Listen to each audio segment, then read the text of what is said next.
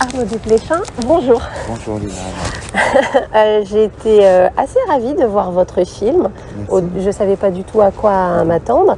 Et en fait, j'ai remarqué, ça m'a beaucoup fait rire, ça m'a un peu fait pleurer par moments. Et je me suis rendu compte que c'était une grande déclaration d'amour au cinéma et aux gens qui vous avaient pris la main physiquement ou spirituellement à travers votre parcours. Pourquoi vous avez décidé de faire ça maintenant ? Ben, sûrement l'âge, et puis sûrement aussi, je pense à un mouvement de cinéma peut-être qui est arrivé après le Covid, vous voyez. Je pense à un film que j'aime beaucoup de James Gray, Armageddon Time, mais je pense aussi à Fabelmans, vous voyez, de Spielberg. Oui. C'est comme si le cinéma, je pense de ce que j'ai entendu du Coppola qui était projeté la semaine dernière, c'est des moments réflexifs sur le cinéma, comme si la crise du Covid, où tout d'un coup il n'y a plus de salles de cinéma, on était tous enfermés avec les plateformes, et tout d'un coup ça avait conduit les gens à réfléchir, vous voyez, à ce que c'était. Alors ma façon sur le film, elle a été assez humble, c'est je voulais réfléchir au cinéma, mais vu de l'angle des spectateurs.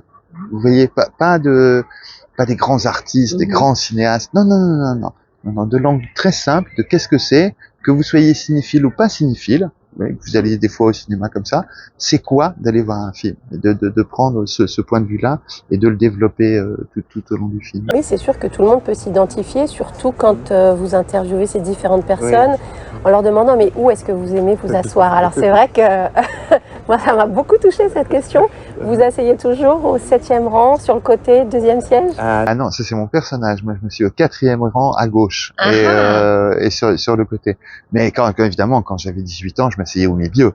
Oui, bien sûr, je m'asseyais au 3e rang au milieu. Et qu'est-ce qui a changé alors entre 18 ans et maintenant? Pourquoi vous êtes mis sur le côté, à gauche? Parce que j'ai cette illusion j'avais raison à 18 ans et j'ai tort à mon grand âge, vous voyez. J'ai l'impression quand je suis sur le côté que j'ai un angle, que c'est mon angle, que c'est ma perspective, vous voyez. C'est pas celle des autres, c'est la mienne. Donc j'ai l'impression que c'est mon siège. D'accord. Ce qui est complètement idiot, puisque au cinéma, c'est très différent du théâtre, puisqu'on a tous la même perspective, puisque c'est la perspective de l'image qui est projetée. Oui, vous voyez. De la personne qui vous montre l'histoire. Qui vous montre l'histoire. Mais j'ai cette illusion dont je me berce, que c'est mon angle de vue sur le film. Très bien, bon, moi je suis toujours au milieu. Voilà, vous avez raison. D'ailleurs, vous parlez du théâtre, il y a une scène, puisque c'est moitié docu, moitié fiction, entre guillemets.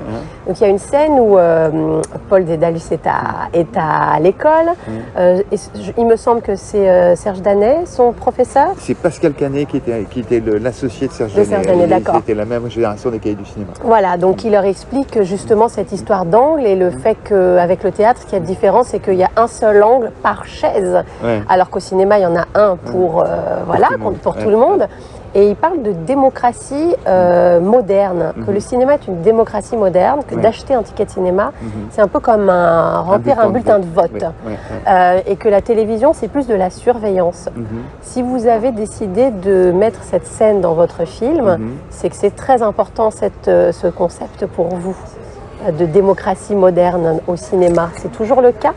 Oui, je pense que dans le spectacle, dans toutes les formes du spectacle, et je changerais, j'aurais pas la même perspective que celle de Canet.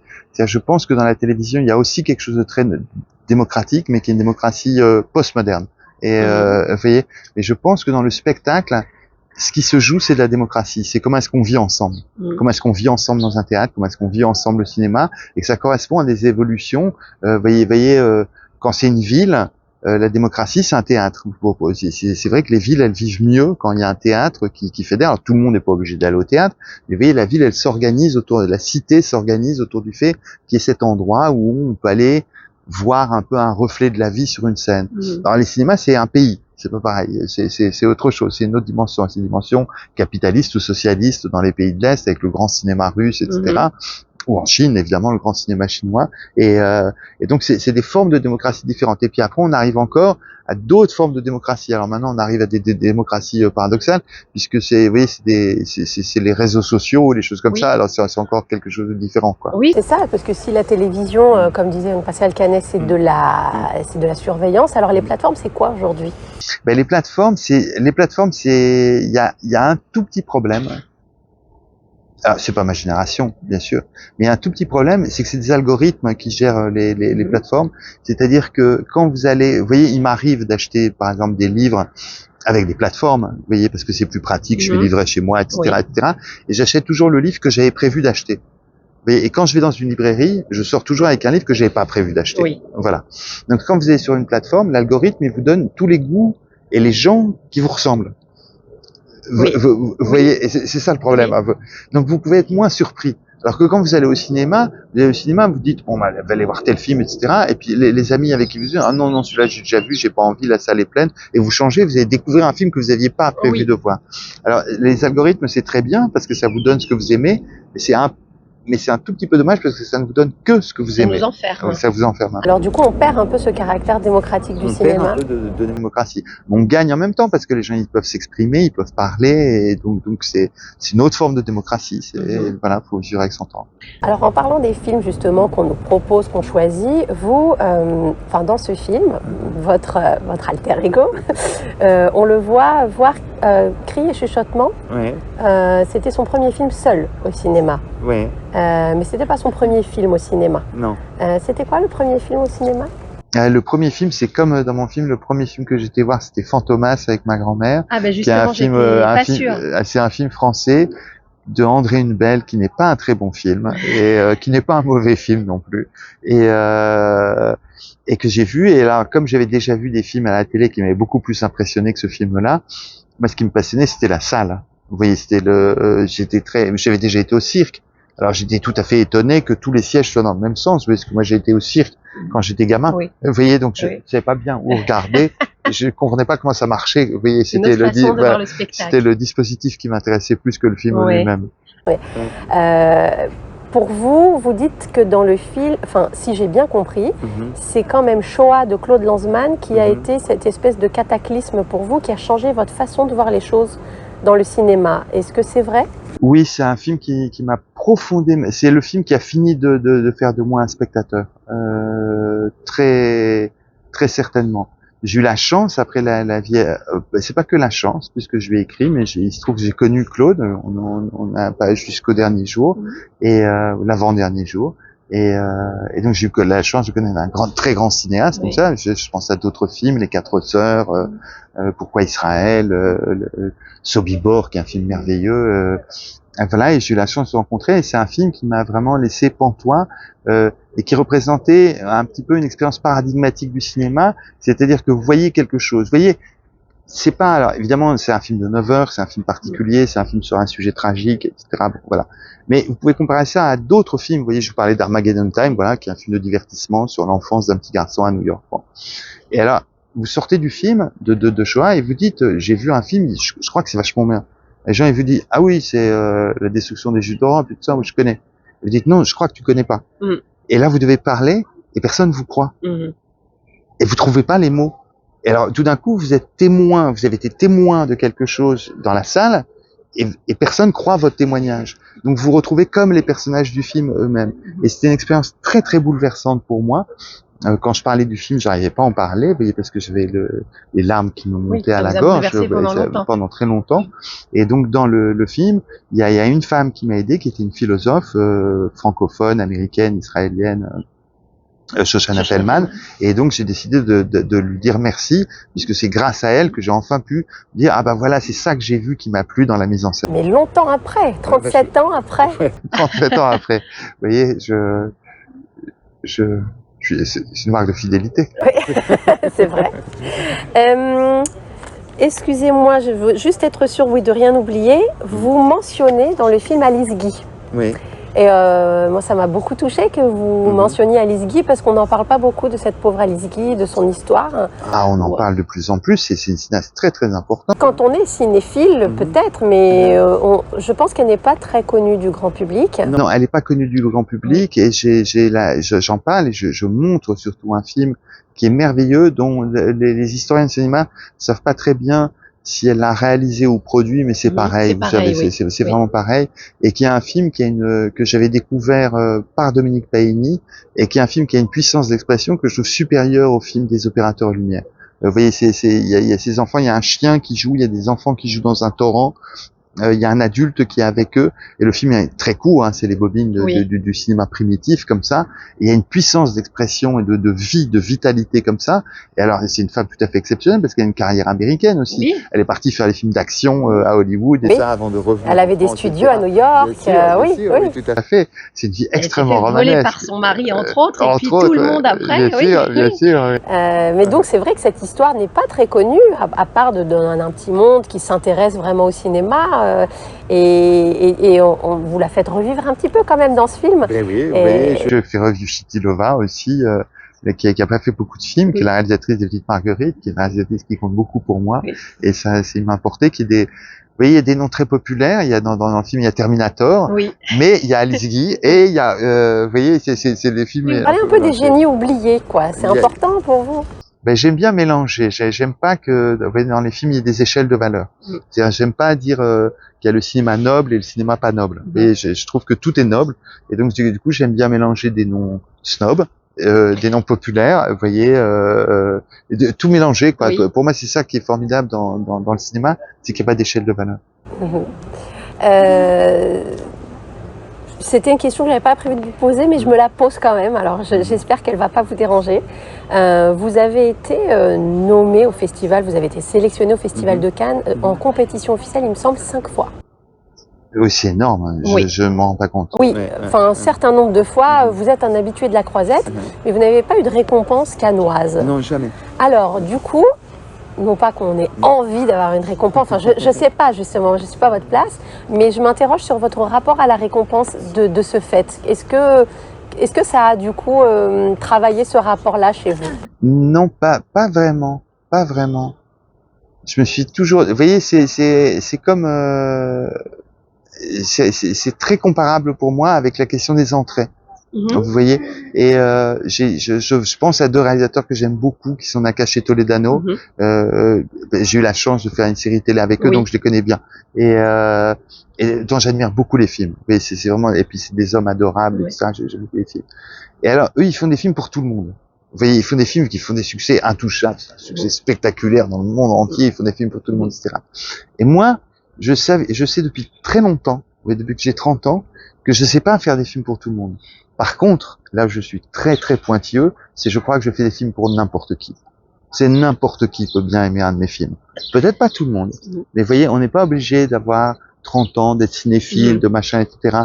Je sais parce que des spectatrices me le disent, parce que je vois une fille de 14 ans qui me dit j'ai vu tel film, voilà, et ça a changé ma vie. Et je me dis voilà, j'ai fait mon travail. Et je sais pas faire des films peut-être pour tout le monde, mais pour n'importe qui. Alors peut-être j'ai pas des prix, mais vous voyez, mais j'arrive peut-être à aider ou à montrer ou à faire rigoler ou à divertir ou à divertir des gens imprévus, des gens que je connais pas. Aussi peut-être parce que vous parlez souvent, pas dans tous vos films, mais on a l'impression, chaque cinéaste a quand même cette espèce de fil rouge qui le suit ou qui tire lui jusqu'au bout. Vous, il y a quand même ce rapport à la famille, même si dans un de vos films les plus primés, qui est Roubaix une lumière, c'est pas nécessairement ça, mais dans votre œuvre en tout cas, si on regarde au global, la famille a une place prépondérante, même dans ce film, même dans Spectateur. On voit votre grand-mère, vos parents, votre sœur. C'est important.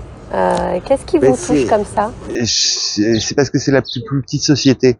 Oui, c'est donc du coup ça fait, c'est comme dans Tchekhov. Vous voyez, Tchekhov c'est toujours des histoires de famille, c'est la plus petite société possible. Alors ça vous montre, et ça vous permet d'avoir plein de personnages en même temps, quoi. Et vous voyez, vous parlez de Roubaix une lumière, qui est un film que j'aime, qui me touche infiniment, et par la performance de Rushdie et de tous et des deux filles. Voilà, bon, c'est un film qui m'a rendu très très heureux. Et dans ce film où il y a que des solitudes, il y a pas de famille, il y a que des solitudes. Il y a un moment, il y a une jeune fille fugueuse qui retrouve son oncle, et il y a Rushdie qui vient les retrouver, et ils sont, alors vous voyez, moi je suis né en France, mes parents sont nés en France, et eux, ils sont tous nés de l'autre côté de la Méditerranée. Vous voyez, et il y a cette fugueuse qui est avec son oncle, qui est mal appariée avec un flic, et tout d'un coup, ils forment une famille. Vous voyez, et ils parlent du sort qui était fait aux Algériens en France dans les années 70. Vous voyez, et tout d'un coup, ils forment famille. Et c'est une famille inventée, vous voyez, puisqu'elle retrouvera ses parents après. Même dans une lumière. Et vous voyez, et cette scène-là, quand je l'ai filmée, j'étais derrière l'écran. je les écoutais. Rushdie était tellement bon, je pleurais quand je regardais. Oui, bien sûr, j'étais trop ému. C'est génial d'être ému par ces films. Bien sûr. Ouais. D'ailleurs, vous parlez du sort qui était réservé aux Algériens et j'ai vu comme ça, quand on lit votre biographie, c'est quand même parsemé de ces choses où vous prenez position. Donc vous parlez du fait qu'en grandissant à Roubaix, il y avait la cour des Blancs et la cour des Algériens. Vous avez aussi pris position au moment de la loi Debré. Bien sûr. En créant un mouvement de désobéissance civile, vous avez créé une pétition. Vous avez été rejoint d'ailleurs par pas mal d'amis artistes. Et puis ensuite, quand François Hollande n'a pas pris position justement pour l'expulsion de la bande Leonarda, vous avez également pris la parole. Vous êtes quand même engagé sur cette notion de qu'est-ce qu'on fait des étrangers, ou en tout cas de l'autre. Mais c'est drôle, on n'a pas encore vraiment eu de film de vous sur cette thématique. Peut-être Roubaix étant peut-être le plus proche de ça, il y a dans les détails des films, dans les détours, dans les recoins des films. Mais il y a une chose que j'ai des amis ou des gens que j'admire, vous voyez, qui sont des artistes qui prennent beaucoup de positions. Et moi, il y a une chose qui me chagrine toujours, c'est pour moi, hein, je parle pas pour les autres, juste pour moi, c'est j'aime pas l'idée. Vous voyez, j'ai tellement de chance, j'aurais pas dû faire du cinéma, j'aurais pas dû. Vous auriez dû faire quoi? Mais j'aurais dû être instit à Roubaix. Voilà, c'était mon chemin, il était tracé, quoi. Et j'ai le coup de bol d'être accepté dans une école de cinéma, machin. J'ai tellement de chance. Et je pense pas que j'ai plus raison qu'un autre citoyen qui habite ce pays sur, par exemple, des questions politiques ou sur la question de l'accueil de l'étranger ou sur la question de l'accueil des réfugiés. J'ai des opinions, mais comme tout le monde. Et vous voyez, par exemple, je pense quelque chose, je suis fabricant de films, d'accord, mais par exemple, un instituteur, il pense quelque chose, une infirmière, une boulangère, vous voyez, et donc j'aime pas l'idée que les gens qui font un métier artistique auraient plus raison que les autres gens. Vous voyez, non, mais c'est un moyen d'expression, chacun. C'est un moyen d'expression. Mais du coup, vous voyez, par exemple, quand on avait fait le truc sur la loi Debré, moi, ce qui m'enthousiasmait, c'était l'idée qu'on disait, voilà, nous, on est des réalisateurs, on dit qu'on va désobéir, voilà, on dénoncera pas les gens qu'on connaît qui n'ont pas de papier, voilà, mais n'importe quelle corporation peut faire la même chose. Vous voyez, et c'est ce n'importe quelle corporation, le fait que nous sommes tous libres et égaux en droit est très important pour moi. J'aimerais pas être en donneur de leçons. Il y en a des grands. Mais je pense, vous voyez, je suis né en France. Jean-Paul Sartre. Vous voyez, Jean-Paul Sartre qui dit il faut faire ci, il faut faire ça, etc. Machin. Moi, j'arrive pas à me vivre comme ça. Je sais pas faire ça. Mais c'est drôle parce qu'on sent chez vous, alors c'est peut-être moi qui interprète n'importe comment, mais on sent chez vous comme un syndrome de l'imposteur d'être là où vous êtes aujourd'hui. Alors on l'a toujours, vous savez, ça, bien sûr, ça vous colle, ça s'arrête jamais. Non, parce que c'est un destin que vous avez choisi quand même. Vous étiez au ciné-club petit, vous avez vécu cinéma, vous avez lu cinéma depuis petit. Je veux dire, vous n'êtes pas tombé là par hasard, c'est quelque chose qui vous anime profondément depuis que vous êtes très jeune. C'est vrai, mais je mesure à chaque fois que je fais un film, avec les heures et malheurs, je mesure la chance que j'ai parce que c'était voilà, vous savez quand comme dans ma famille on connaissait personne dans le spectacle, donc quand je disais à mon père je veux travailler dans le cinéma, vous voyez, tout à fait effrayé, il était représentant, vous voyez, donc il disait pas non, ça va pas le faire. Voilà, et puis il voudrait il aurait voulu que je fasse ces études qu'il avait pas pu faire, que ma mère avait pas pu faire, vous voyez. Ils auraient aimé ça. Mais ils sont contents, vos parents? C'est content? Finalement. Finalement, ça va. Ils ont eu peur, mais ça va. Ça va, ok. Il y a quelque chose que vous dites, après, bon, j'en profite que Gloria ne m'arrête pas encore. Il y a quelque chose que vous dites dans votre film que j'ai beaucoup aimé, ça m'a interpellée. Et d'un côté, ça m'a permis de me regarder en face aussi. Vous dites, il y a cette scène où il y a Julia Roberts avec Hugh Grant, vous dites personne n'a jamais vu la poitrine de Julia Roberts. Et c'est vrai. Et pourtant, le cinéma semble être obsédé par la poitrine, alors que la moitié de l'humanité en a. Il n'y a rien de dingue dans le fait d'avoir des seins. Et cette année, dans la sélection, je ne sais pas si vous avez eu l'occasion de voir des films. Un film sur deux, on voit des seins du début à la fin. C'est-à-dire que c'est très, très, très présent dans la sélection cette année. On s'est fait la réflexion avec d'autres gens qui participent au festival. Oui, tu as vu, toi aussi, beaucoup de nudité. Et en même temps, nous, ça nous a interpellés. Mais de l'autre côté, pourquoi ça nous interpelle, puisque de toute façon, tout le monde en a? Alors, c'est quoi votre rapport à ça? Parce que vous en parlez dans ce film. Mais il y a une curiosité. Le cinéma, il y a un truc érotique hein, au cinéma. Il y a un truc érotique. Évidemment que la nudité filmée, elle est troublante, que la nudité d'une femme, la nudité d'un homme, qui sont pas du tout les mêmes expériences cinématographiques. Je pense que c'est pas la même chose. C'est très troublant. On y va avec une curiosité. Les enfants, vous voyez, quand vous êtes enfant, vous regardez la télé, et puis tout d'un coup, vous voyez un baiser. Alors, ça vous fait un choc érotique très fort. Vous voyez quelqu'un, vous voyez un décolleté, vous voyez, écoutez, parlons franchement, la première fois que j'ai vu certains lame shows, la robe de Marilyn Monroe quand elle va chanter, vous voyez, où elle a les seins à l'air, vous voyez, vous regardez ça, je croyais pas de générosité. Vous voyez, je croyais pas, c'était trop pour moi. Vous voyez, j'arrivais pas à regarder l'écran, je me disais, mon Dieu. Et j'étais très choqué. Et en même temps, il y avait une générosité. Donc il y a ça, et en même temps, il y a la pudeur magnifique de Julia Roberts. Donc il y a ce qui est montré, ce qui est voilé, dévoilé. Oui. Donc ça se joue entre ce qui est voilé, dévoilé, et évidemment qu'on y va par curiosité, on peut pas tout montrer, et on montre quand même, et on fait deviner. Et du coup, ça, c'est ce jeu-là avec lequel j'ai joué. Et par ailleurs, le plaisir que j'ai eu à doubler Julia Roberts dans cette scène, puisque j'ai pas voulu utiliser la bande son et que c'est moi qui double les répliques de Julia Roberts, vous pouvez pas savoir le plaisir que j'avais à doubler Julia Roberts. Vous avez été Julia Roberts un moment dans votre vie. Merci Arnaud Desplechin. Merci.